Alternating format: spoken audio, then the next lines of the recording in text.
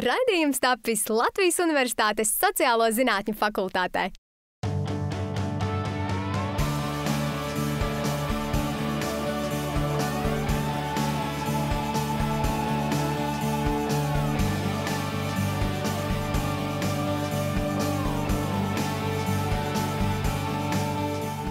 Čau visiem, kuri šobrīd mūs skatās. Raidījumu vēlos iesākt ar to, ka mums ir patiesa prieks, ka mūsu sižets par bakalaura darbiem ir spējis izraisīt lielas diskusijas mēdījos. Bet mēs pie tā nedomājam apstāties. Plaukstot ceriņiem, plaukst jaunas idejas. Kādas tās ir šonedēļ, skatāmies tālāk. HIV vīrus. Kaulus plēs, ādu plēs, likās, ka nezinu, kas notika. Nesautīgs darbs. Ugunsdzēsējiem ir nepieciešama atraktivitāte, veiklība, prāts. Ar skanīgu vārdu par dzīvi. Ko? Guļošana ārā? Nekad nevar neviens uzzināt manu vārdu. Raitais deju solis. Pirmais, ko cilvēki sāk, viņi sāk dejot.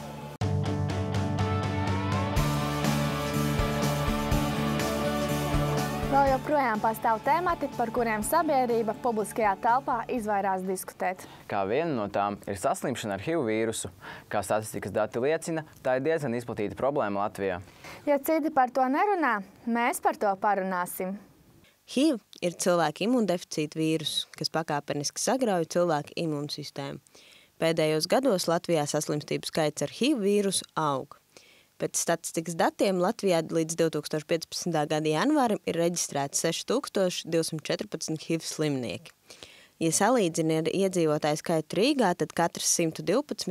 cilvēks Rīgā būtu inficēts ar šo vīrusu. Pēdējos gados izplatītākais vīrusu iegūšanas veids ir heteroseksuāla dzimuma kontakta rezultātā. Lieta, kas saistās ar HIV, ir tas, ka viņš ir nemanāms, varētu teikt. Ja? Cilvēks principā nevar pateikt, vai viņam ir infekcija vai nav.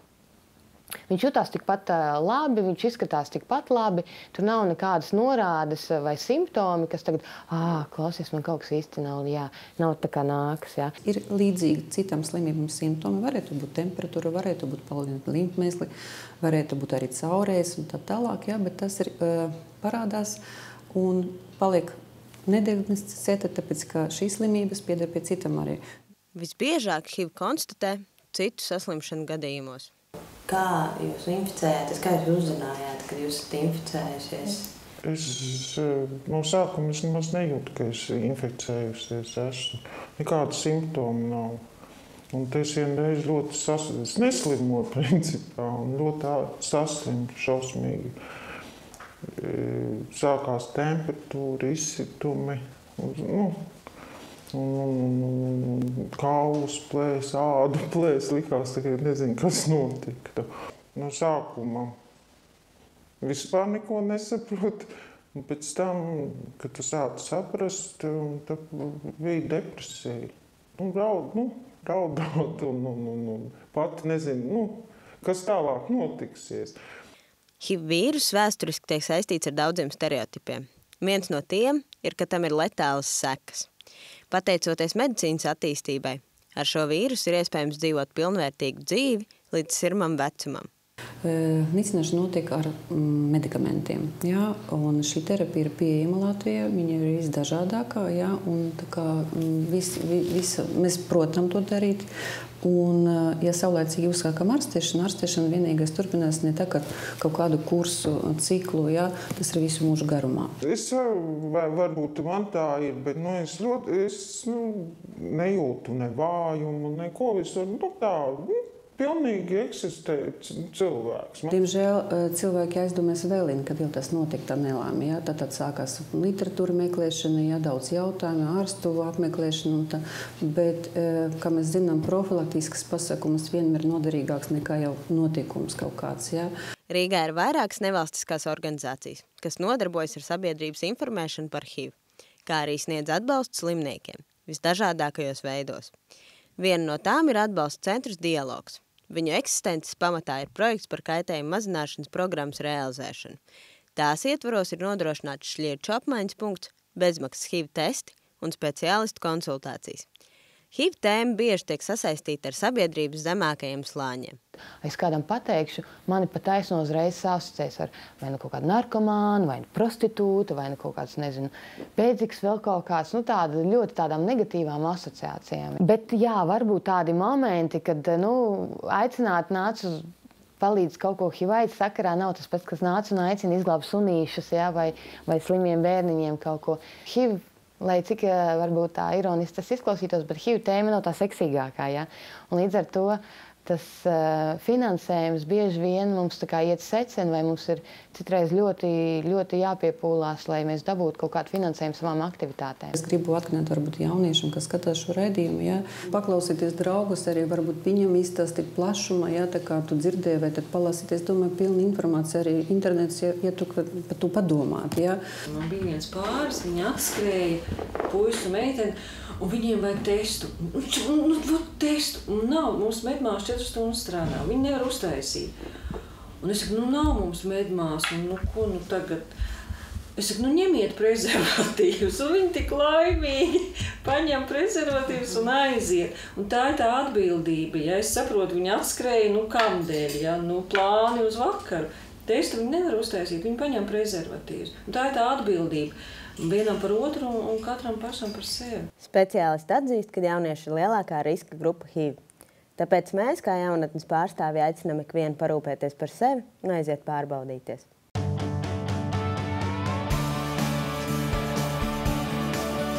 Pēc tikko redzētā sižeta jums noteikti radās kāds jauns jautājums. Ja tas neradās jums, tad noteikti Edmundam būs ko pajautāt. Sveiki, skatītāji! Tikko noskatījāmies sižetu par HIV vīrusu. Kā jau zināms, HIV vēlīnā stadija ir aids. Rīgā 1993. gadā tika atklāta aids vīrusu upuriem veltīta piemiņas zīme. Šodienas jautājums jums, skatītāji. Kā sauc šo piemiņas zīmi? Debesvārti, melnais akmens vai velna sēdeklis? Atbildi redzēsiet raidījuma beigās.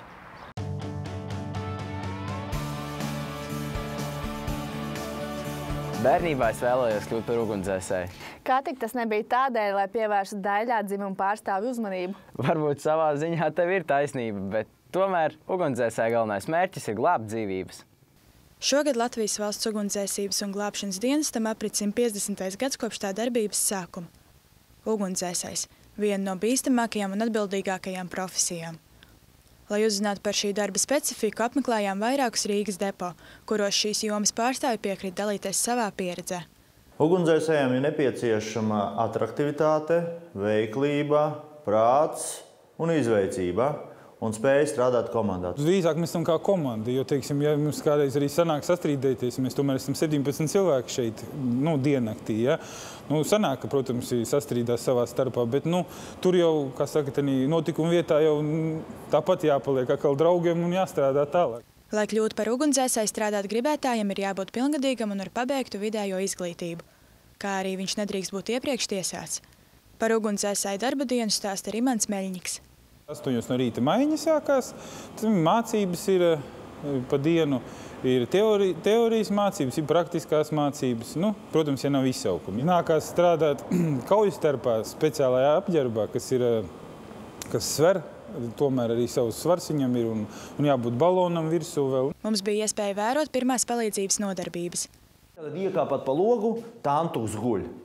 Iedomājieties, tantuks guļ, parasti kolēģi citais iet, un tā tās durvis vaļā, lai ielaist iekšā. Tur atslēga iesport. Un kamēr tu te čakarējies, tikmēr tantukam jau smadzenēs skābekļa līmenis nokrities tik zemu, ka iestājas hipoksija, smadzeņu nāve. Tas nozīmē, izkāpām pa logu, tantuks guļ, pārbaudīja bezsamaņā, nolikām stabilā sānu pozā, un tikai tad ejam vērt vaļā durvis. Jo katra sekundes daļa smadzeņu šūnas iet bojā neatgriezeniski. Tātad, kamēr mediķi nav ieradušies, roku šo liekam uz šejieni, šo roku plaukstu pret galvu, jo galva ir jātur, galva ir ļengana. Ja griezīsiet otrādi, tad galva atsitīsies, iedomājies, kaut kur betons, būs traumas. Šo te kāju paceļam augšā, un šī kāja ir tā kā svira, un mēs viņu sagāžam uz šo pusi, roku pavelkam ārā, galvu atgāžam un zem zoda paliekam kulaku. Nekad nav viltus izsaukumi. Vienmēr jebkurš izsaukums ir pamatots. Bieži vien tas ir saistīts ar cilvēka aizdomām par kaut kādu nelaimi un par laimi, kad mēs atbraucam, tās nelaime neapstiprinās. Visa glābšanas darbos nepieciešamā tehnika atrodas viņu dienesta transporta līdzeklī. Šī ir autocisterna, uz viņas ir ūdens, pamatā, kas izbrauc uz ugunsgrēkiem, un ir pamata automobīls skaitās. Aizmugurē mašīnai atrodas sūknis, kur pieslēdzās klāts šļūtenes, kas padod ūdeni. Teiksim, lai mums ir mašīnai 3 tonnas ūdens. Ja?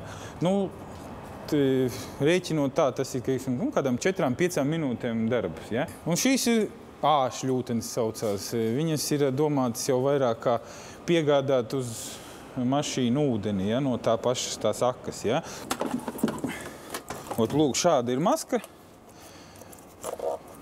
kas tiek uzlikta virsū, un tad tiek pieslēgts pie balona. Balons ir uz pleciem, un tad dodās ugunsgrēkā iekšā. Tas ir katram arī individuāli uz sevi augšā nofērš podziņu.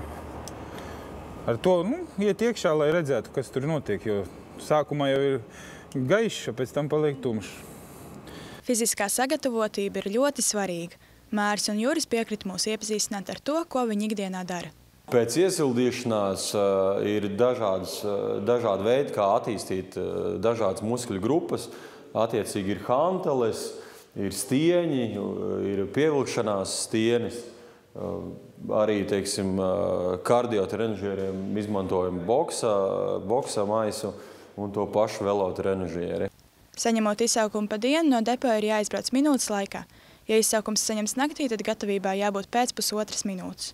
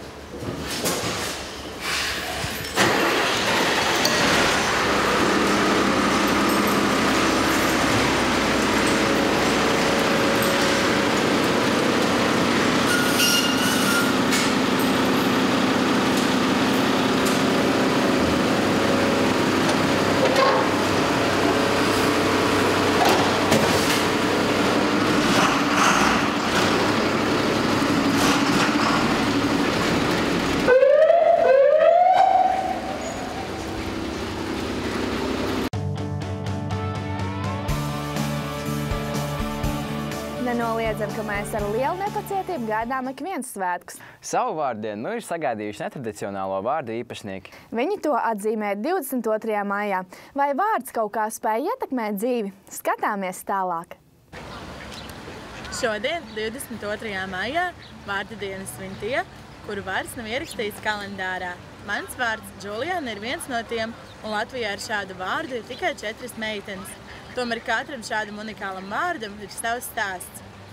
Latvijā rādīja tādu seriālu Hameleona rotaļas, un tur bija tāda aktrise Salija Spektra.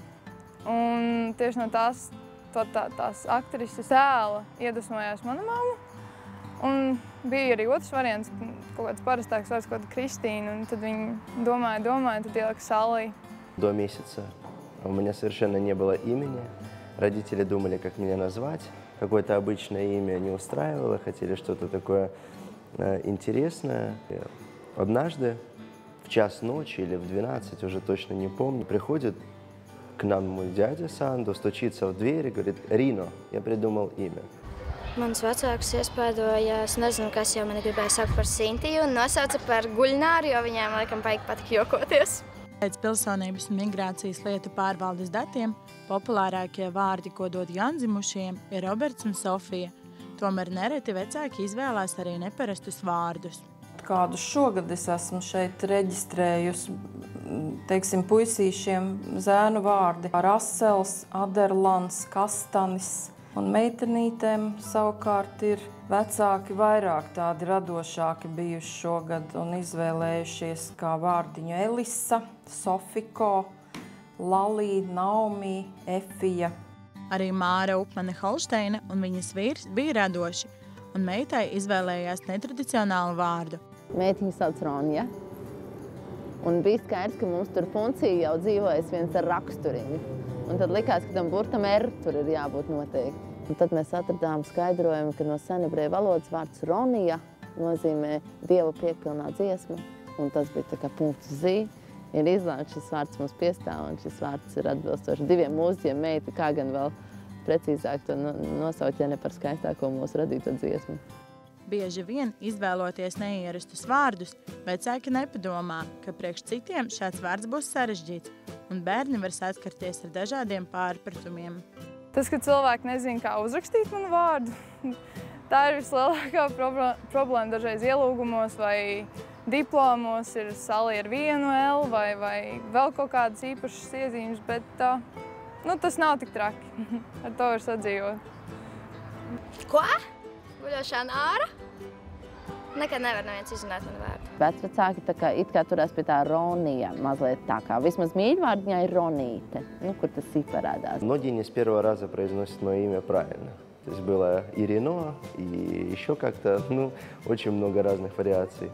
Pieaugušie nezināja manu vārdu, bet bērniem ir tā, ka bērni uzreiz saprot, un viņi saka guju, guju, guju, vai gugu, kaut kādīgi visu laiku ar to gu. Santas ir bijušas, saulijas ir bijušas, un cilvēki liek lietā savu iztēlu.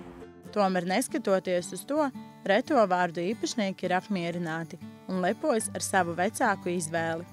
Lepna jutos, kā varbūt sajūta, ka tas ir vienīgā.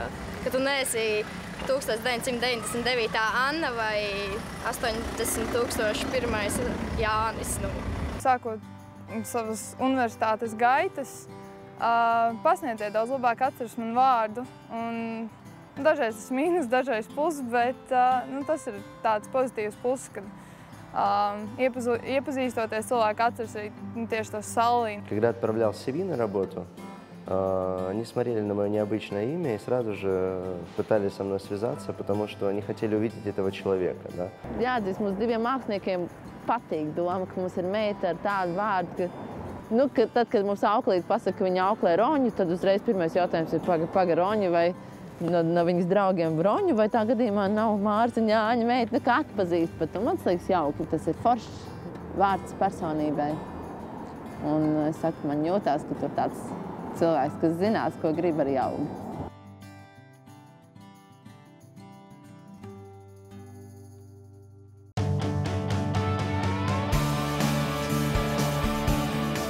Personīgi es ar tautas dejām iepazinos jau 3 gadu vecumā un turpmāko savu dzīves daļu arī ar tām aizvadīju. Tomēr es ar tautas dejām iepazinos tikai šonedēļ.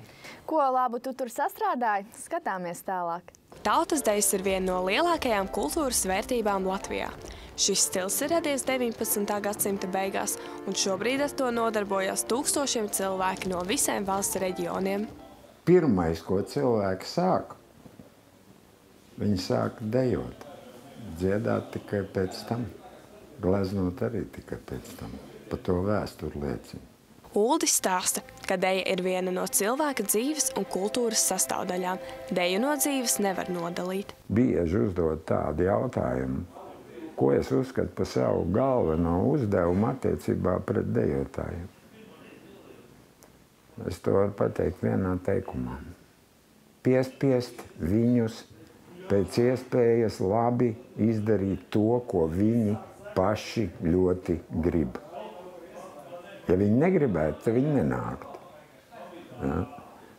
Nebūtu viņi, nebūtu kolektīvi, nebūtu arī manis kā vadītājs. Es būtu liekas. Tagad visu kaut ko var nopirkt. Ar to, ko tu iegūst tanī kolektīvā un tanī dejošanā, tu nekur un ne pa kādu naudu nevar nopirkt. Un tik tiešām tam piekrīt arī deju kolektīva Sendēnces dalībnieces, kuras ar tautas dejām nodarbojās jau vairākus 10 gadus. Tā ir dzīve, es uzskatu. Tā ir dzīve? Jā. Tā ir vienkārši dzīve. Kustēties, priecāties par dzīvi. Ja mēs priecājamies, jo mēs vairāk priecājamies un saskatām pozitīvo, jo visiem mums ir vieglāk dzīvot. tas laiks arī ātrāk paiet, un es personīgi nejūtu, cik man gadi. Ja man kāds saka, nu jā, pāri pa 70, nu un es saku, kad es jūtos kā 30 gadīgi. Es ar visiem jaunajiem, nu tā, labi jūtos un visur iet, tā kā es nejūtu to gadu starpību, un es vienkārši metos dzīvē, un tā ir man dzīve. Deju kolektīvs Sendens vēl joprojām savā kolektīvā uzņem jaunus dalībniekus, kuri vēlas dzīvi saistīt ar deju. Nu, var tā teikt, ka tās faktiski mūsu otrās mājas, ja darbs un tā, bet principā šeit ir tās otrās mājas, kur mēs varam pavadīt kopā un interesantu laiku kustēties un gan dziedāt, gan, atsakot, te ir vienkārši jauki, tā kā patīkami kolēģi un patīkami draugi, un tas ir kolosāli. Tautas dejas nezina vecuma robežu. Galvenais ir vēlēšanās kļūt par daļu no lielās dejotāju saimes. Latvijā ir šie 15,000 dejotāju, un tie ir 603 deju kolektīvi. Un tas vislielākais kolektīvs skaits tika sasniegts 13. gada deju lieluzudumā Tēvu Laipas iepriekšējos deju svētkos. Un tātad mēs esam vairāk par kordziedātājiem, vairāk par koru, par vokāliem ansambļiem, vairāk par teātriem, par pūtēju orķestriem un tā tālāk. Tautas dejas aizņem daudz brīvā laika un prasa lielu piepūli, tomēr kolektīvā piedzīvotais sniedz neaizmirstamas emocijas. Es domāju, noteikti vajag pamēģināt, nevajag baidīties.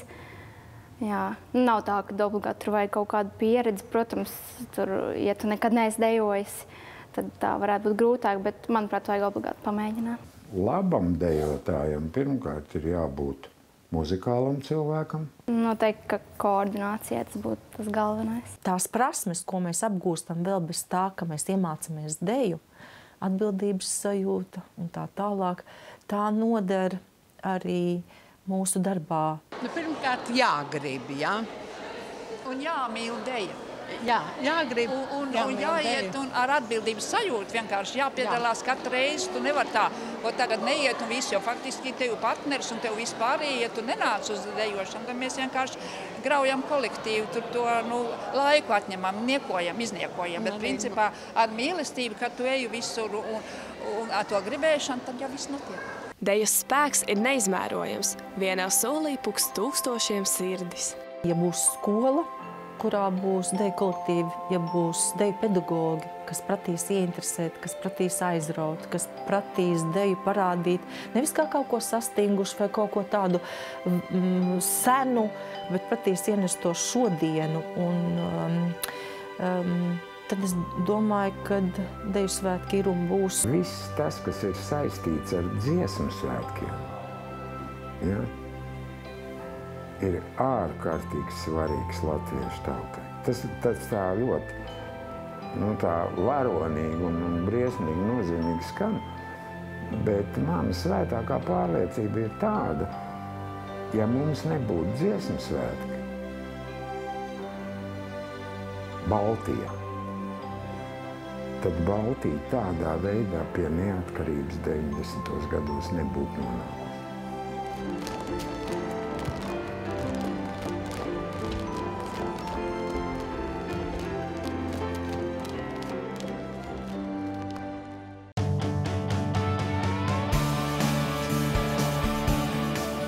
No raidījuma Deju soļiem atgriezīsimies pie nopietnā.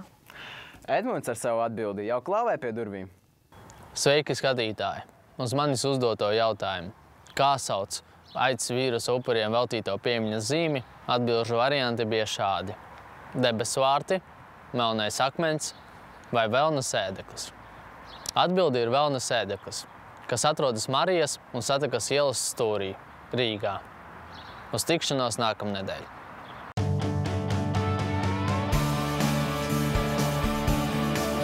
Raitas Barters pārdzīvo, ka neviens nav pieteicies uz PlayStation, tādēļ mums šo lietiņu iešķieba šonadēļ, lai mēs jums par viņu atgādinātu. Ja jūs vēlaties iegūt savā īpašumā šo skaisto PlayStation, tad sūtiet savus piedāvājumus uz kivi@kivitv.lv. Ar jums kopā bija Simona un Ričards. Tiekamies jau nākamnedēļ. Atā!